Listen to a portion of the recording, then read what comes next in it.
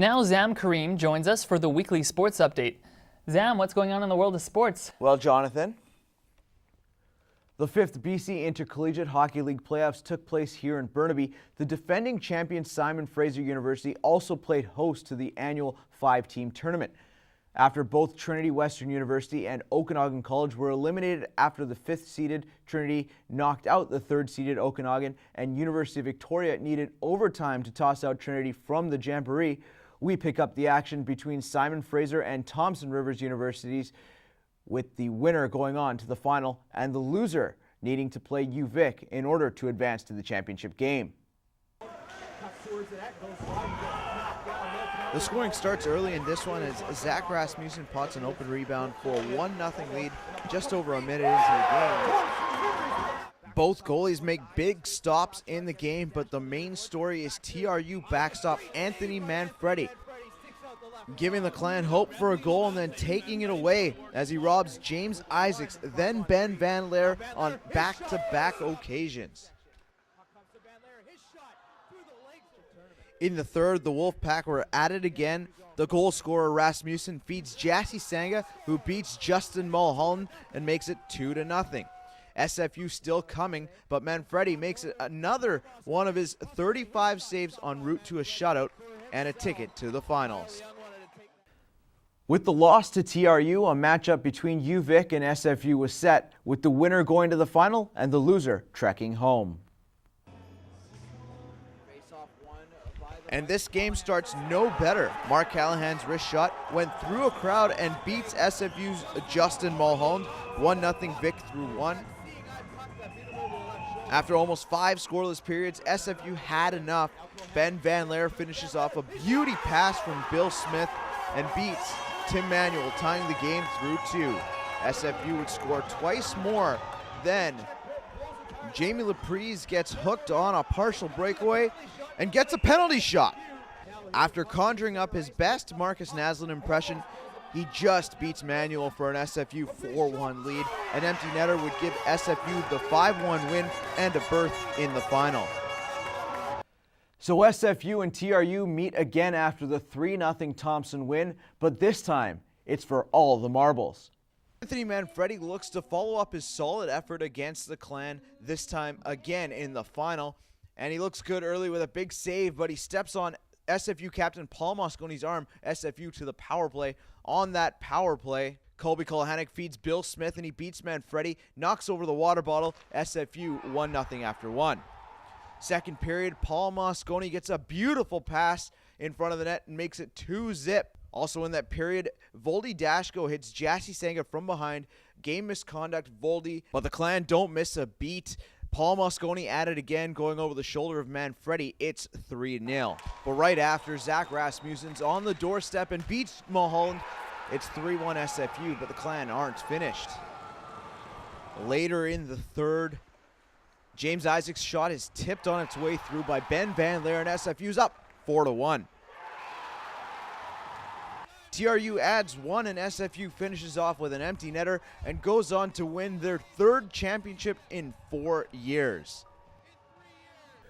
The Vancouver Giants hosted the Tri-City Americans at the Pacific Coliseum for their first round WHL playoff series. The Giants down 2-0 in the series after a 2-1 loss in OT Saturday and a 5-4 loss Sunday down in Kennewick, Washington. After a scoreless first, the Americans on a power play. Adam Huseman, after missing 6 weeks with a bum knee, beats Siegel for the first goal of the game. Jump to the third. Connor Rankin goes 5-hole on the backhand, beats Siegel again, and makes it 2-0 try. Now on a 5-on-3 power play, Adam Huseman finishes a beautiful backdoor play, making it 3-0. Tri-City would finish off the Giants 4-0. You know, you can't get frustrated. We still have an opportunity to get a win, and that's what we're looking to do tomorrow night. Well, it's never too late. Obviously, we got to find a way to win a hockey game here. We also got to find ways to score 5-on-5. Obviously, when you get shut out, you got to find ways to score goals in general. So it's something we'll talk about going into tomorrow night's game. The Giants have an opportunity to get at least 1 win in Game 4, and just like Gallagher said, they need to start scoring 5-on-5, but history is not on their side, as the last time they went down 3-0 in a series was in 2003, In that series, they lost 4 straight to the Kelowna Rockets.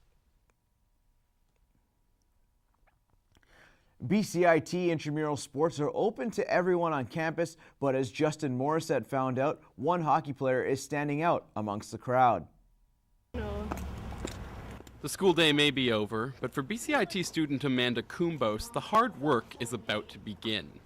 Every Tuesday, Amanda hits the campus gym for intramural hockey. What sets her apart?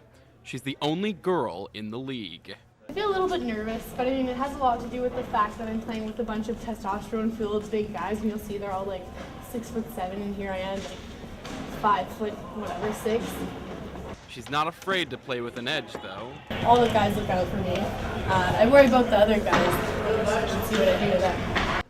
She might be a girl, but she's one of the guys when we're out there playing. I mean, she plays harder than probably all of the guys on the team. I mean, she gets in the corners, she digs it out, and she goes up against guys who are like 6'2", 180-pound, fit guys who have played junior B hockey, junior A hockey, all these types of levels, and she gets in there, she digs it out, and more often than not, she comes up with the ball.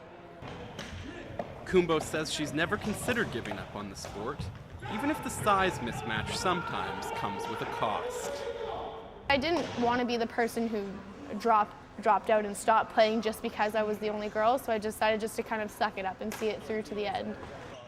Sometimes I get a little bit physical, like, I don't know, sometimes I'll try, keyword try, and check them against the boards, and they kind of get thrown back, so then sometimes I get lucky and I get the ball and I pass it up to one of the guys and then they score or something.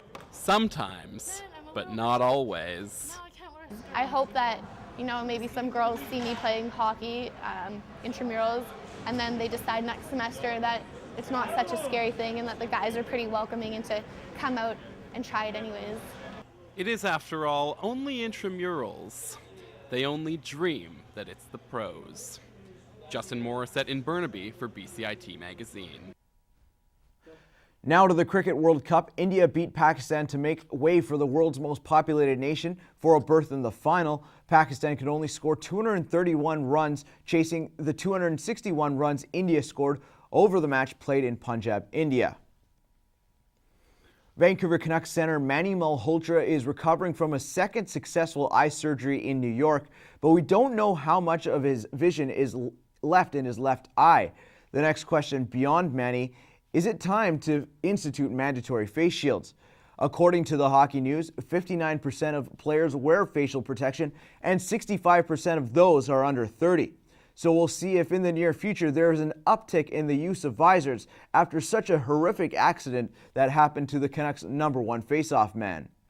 If you have any questions or comments regarding this program, please visit us online at bcitbroadcast.ca or bcit-broadcast.com. That's it for us this week. I'm Jonathan Horst with Keanan, Kipp, and Zam Karim.